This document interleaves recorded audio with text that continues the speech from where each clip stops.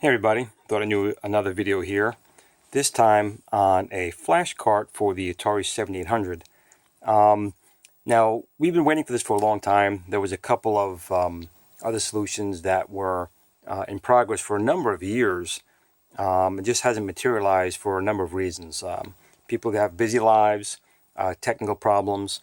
Now, if you want a really in-depth review of this, VectrexRoli, I'll put a link down below. A friend of mine, he's does great videos, and he has one on this flash card as well. But I just want to give you my impressions of it. Now, the flash card here is done by a guy. I hope I say his name right. It's Juan. He just goes by Mateos, I believe. And you can see the website, if I can get it focused in right here. It's vectrex.hackermesh.org. And I'll also put a link down below for that. And basically, what you see right here is the first officially released flash cart for the Atari 7800. Now, there is the Harmony cartridge that'll do the Atari 2600. This will not do that. This will only do the Atari 7800. It does not do, at least in its current form, does not do the Atari 2600.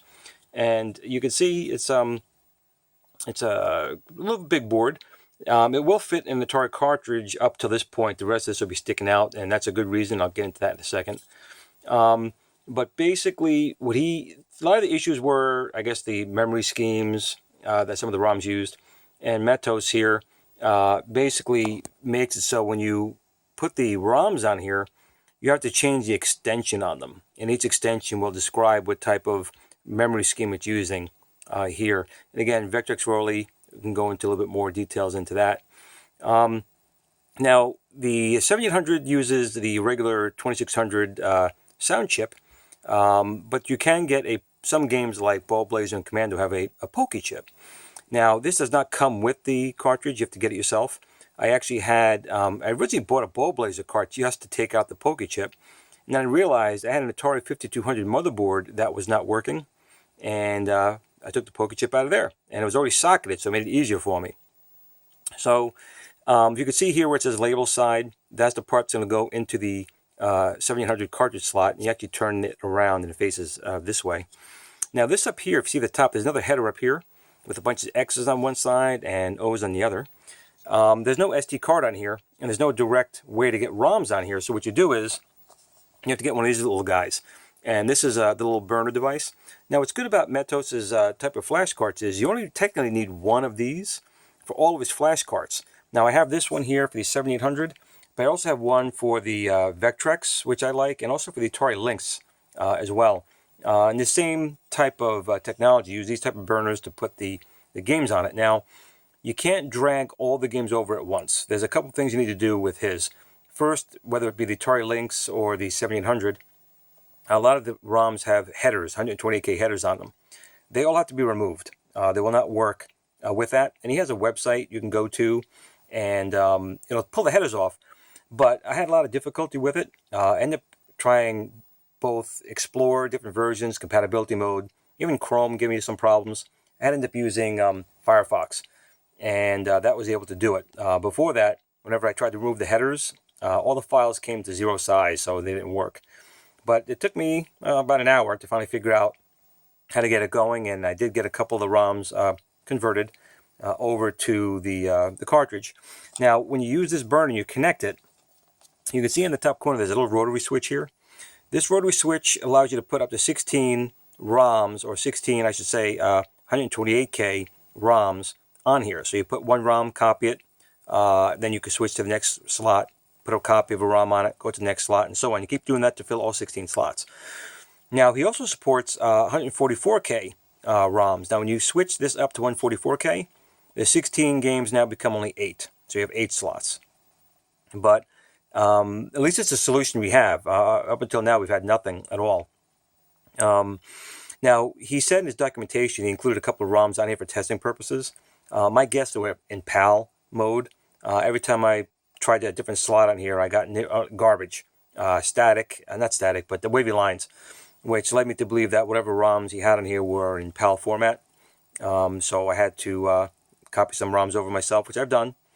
And I said it's not even in a case yet, and I know people are seeing this joystick here. I got this off of Atariage from a good guy who converts these NES pads to the 7800, so both buttons work.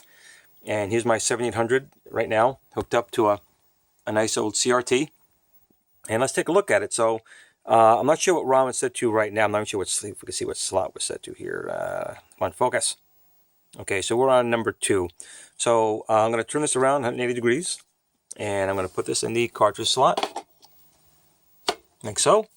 Hit the power button here. And let's see what ROM I have set up here. So we have Dunkey Kong. So once again, like a regular flash cart, the 7800 has no idea that's not a real cartridge in there right now. And it would play just as it would. There we go. As if it was a real cartridge in there. Now, to switch games, you do have to power off, which I'm going to do right now. And you have to turn the rotary. Now, it is on the opposite side, so it's a little inconvenient. But, again, it's bad not having anything. So I switch to the next slot. I'm going to hit the power button again.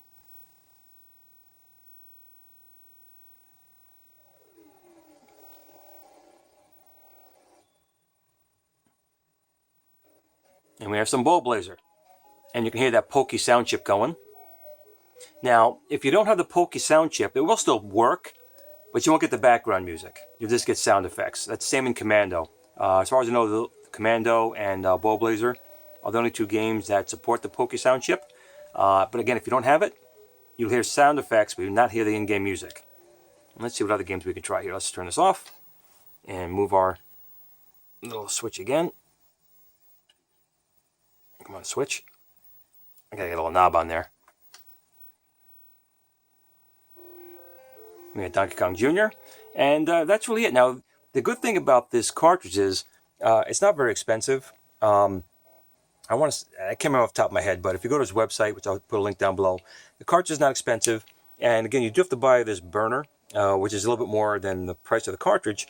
But the beauty of it is you only really need one of these for an unlimited number of these. Now, I just happen to buy one per device just because I try to keep everything together with them. And these are new as well. These are 3D printed covers for the burner. They were like €9, I believe, each. And they're good enough to keep the unit protected. But this was just really a quick video, my impressions of it. VectrexRoli has much better video than I do. But again, if you have an Atari 7800 and you want to play some of the games, some homebrews, this is the only game in town. It definitely works. It's not expensive. The gentleman does good work. He does flash carts, obviously for the Atari 7800, for the Atari Lynx, for the Magnavox Odyssey, Vectrex, and a couple other systems as well. I heard rumblings from him about a year ago. He was even contemplating doing an Intellivision one. I don't know if that one's actually being produced right now or not. But I just wanted to do a quick little video here showing you this Mateos, if I'm pronouncing that right. It's a product of Spain. So it did take a couple, I think about a week and a half to come to the States. But again, it's a quality product. The guy really does his best he can to give you a quality product. And I can definitely say it works. And if you have an Atari 7800, hit the link below and check it out on his website. Again, thanks for watching. If you did enjoy the video, please like, share, and subscribe. Do check out my friend VectrexRoli's webpage below as well for more in-depth review of the flash cartridge. And everyone have a great evening.